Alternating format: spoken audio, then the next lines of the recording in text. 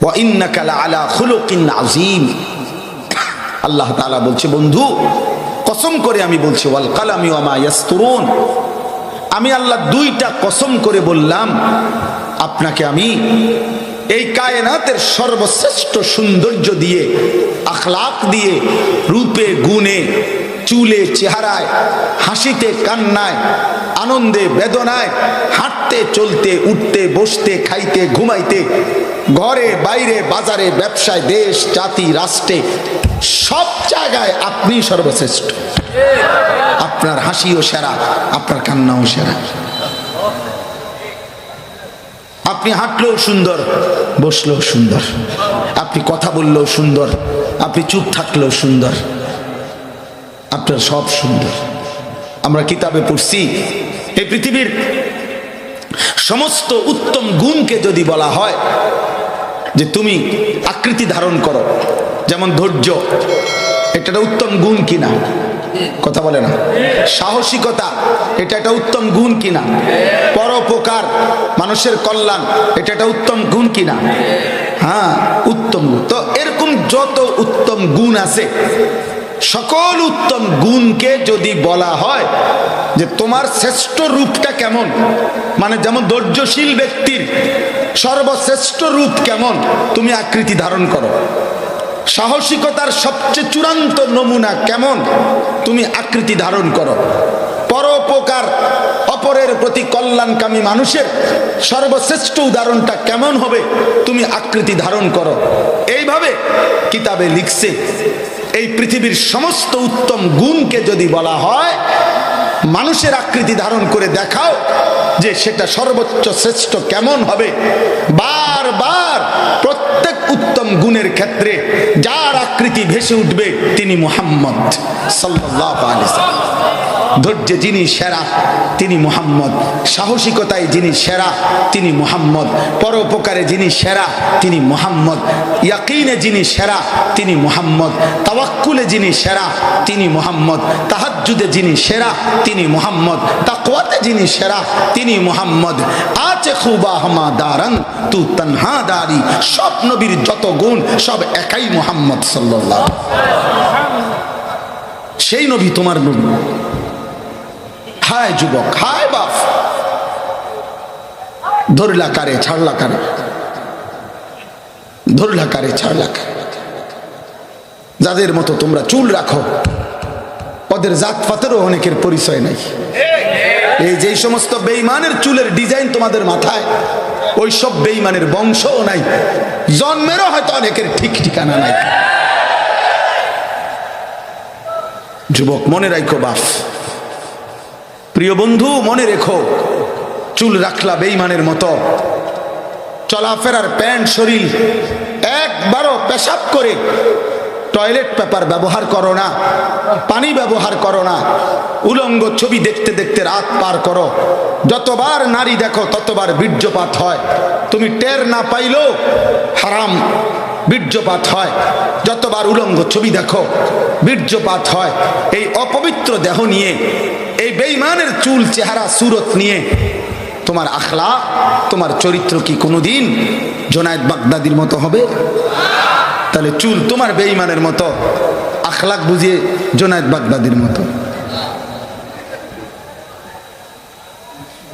অতএব ফিরে আসো বাপ, ফিরে আসো। হাসলেও মরে যাবা, কাঁদলেও মরে যাবা, সুখে থাকলেও মরে যাবা, দুঃখে থাকলেও মরে যাইবা, মনে থাকলেও মরে যাবা, ভুলে গেলেও মরে যাবা। বাবাদেরকেও বলি, বাবারা সব আমরা মরে যাব। এই পৃথিবী রাজপ্রাসাদে থাকলেও মৃত্যু হবে, জীর্ণ কুঠির কুড়ে ঘরে থাকলেও মৃত্যু হবে। এই কথাটাই আমার শেষ কথা। আল্লাহ তাআলা বলছেন, ওয়াজাআত সাকরাতুল মাউতি বিল হক। আল্লাহ বলছে, বান্দা ভুলে যেও না, বান্দা সত্যি সত্যি একদিন মৃত্যুর যন্ত্রণা আসবে, মৃত্যুবরণ করতেই হবে। তুমি হাসলেও চলে যাবা, কাঁদলেও চলে যাবে। তুমি যদি সেজদা করতে করতে আব্দুল কাদের জিলানীও হও, তবুও মৃত্যুর যন্ত্রণার মুখোমুখি হয়ে মৃত্যুবরণ করবে। নাফরমানি করতে করতে যদি ফেরাউন নমরুদের মতো হও, তবুও মৃত্যু যন্ত্রণা ভোগ করে করে মৃত্যু হয়ে যাবে। অতএব ছেলেরা, বাবারা, বয়স্করা, মারা, বোনেরা, আমি আপনি সবাই আমাদেরকে চলে যাইতে হবে মৃত্যুর মুখোমুখি হয়ে। দোস্ত, একটা কথা শুধু মনে রাখবে, মৃত্যুর মুখে, মৃত্যুর যন্ত্রণা যখন শুরু হয়, তাফসীরের মধ্যে আছে 950 বছরের নূহ আলাইহিস সালাম,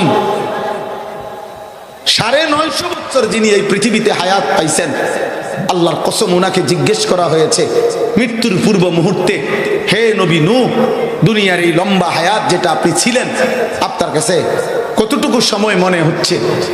হযরত নূহ আলাইহিস সালাম বলছেন, হায় শোনো, একটা লোকের একটা ছোট্ট ঘর, যে ঘরের 2টা দরজা, এক দরজা দিয়ে ঢুকছে, আরেক দরজা দিয়ে বের হইছে।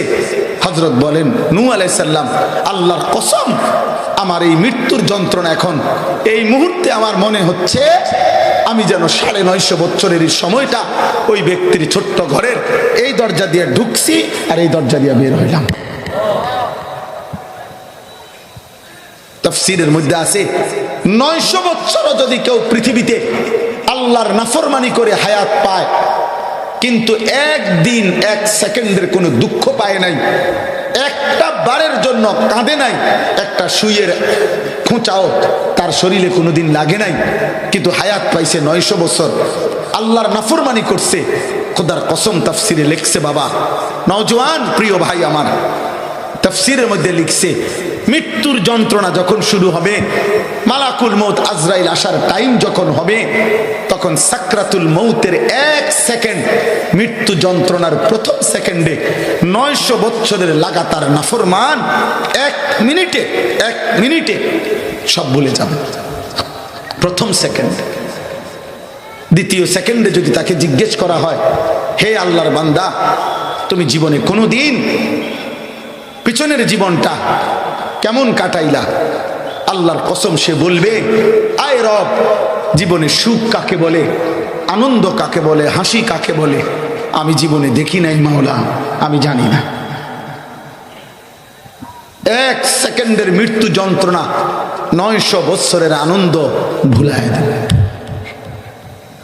এখন 900 বছরওয়ালা হায়াত আছেন কেউ? তোমাকে কারো বাবা আছে, কারো দাদা আছে এমন? তাহলে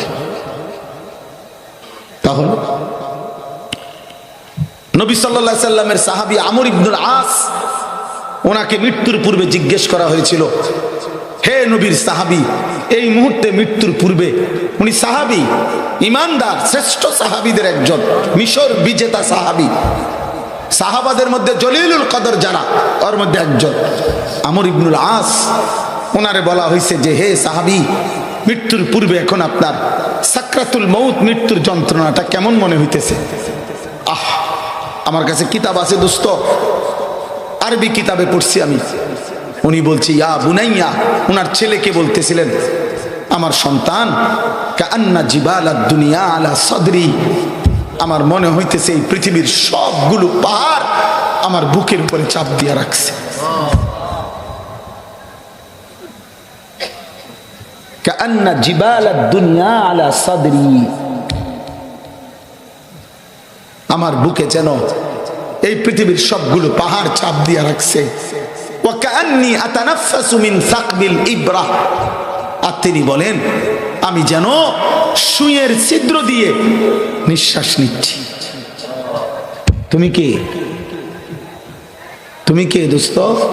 আমি কে? হায়, যদি সাহাবীর মৃত্যু যন্ত্রণা এমন লাগে, গত 30 বছর যে সুদ খায় ওই হারামখোরের মৃত্যু যন্ত্রণা কেমন হবে? গত 60 বছর 40 বছর ধরে যেই নাফরমান প্রতিদিন বিড়ি সিগারেট খায়, ওর মৃত্যু যন্ত্রণা কি হবে? প্রতিদিন যে ওজনে কম দেয়, হারাম রোজগার করে, চুরি ডাকাতি ছিনতাই লুণ্ঠন করে, এই নাফরমানের মৃত্যু যন্ত্রণা কেমন হবে? ওই যুবক, বলো না আব্বা, 365 দিনের খোদার 1 বছরে যে কোনদিন ফজরের নামাজ পড়লা না বাপ, ওই অবস্থায় তোমার মৃত্যু হলে তোমার মৃত্যু যন্ত্রণা কেমন হবে? এরপরে তো জান কবজের কষ্ট, এরপরে তো কবরের কষ্ট, এরপরে হাসরের ময়দানে দাঁড়াইবার কষ্ট, এরপরে মিজানের পাল্লায় হিসাবের কষ্ট, এরপরে ফুলসেরাত পার হওয়ার কষ্ট, এরপরে জাহান্নামের কষ্ট। হায় বাপ, আমি সইব কেমনে, তুমি সইবা কেমনে? فكيف تتقون إن كفرتم يوما يجعل الولدان شيبا। আল্লাহ বলছে বান্দা, আল্লাহ নিজে বলছে এই বান্দা, সেদিন হাসরের ময়দানের এই যে নাফরমানি করছো তুমি কেমনে বাঁচবা? আমার বান্দা তুমি জানো হাসরের ময়দানের একদিনের দুঃখ কষ্ট পেরেশানি, ইয়াজালুল বিলদানা শিবা, কোলের বাচ্চা একদিনে বুড়া বানায় ফেলবে, বুড়া বুড়া। কোরআন শরীফের আয়াত, কোরআন শরীফের সূরা মুজাম্মিলের আয়াত। অতএব প্রিয় ভাই, প্রিয় নওজোয়ান, বয়স্ক বাবা, পর্দার আড়ালের মা বোন, আমি আপনি সবাই, হুজুর, পাবলিক, আলেম, ওলামা, আমরা সবাই মৃত্যুর প্রস্তুতি নেই। আল্লাহ আমাদেরকে তৌফিক দান করেন, আল্লাহ আমাদেরকে কবুল করেন।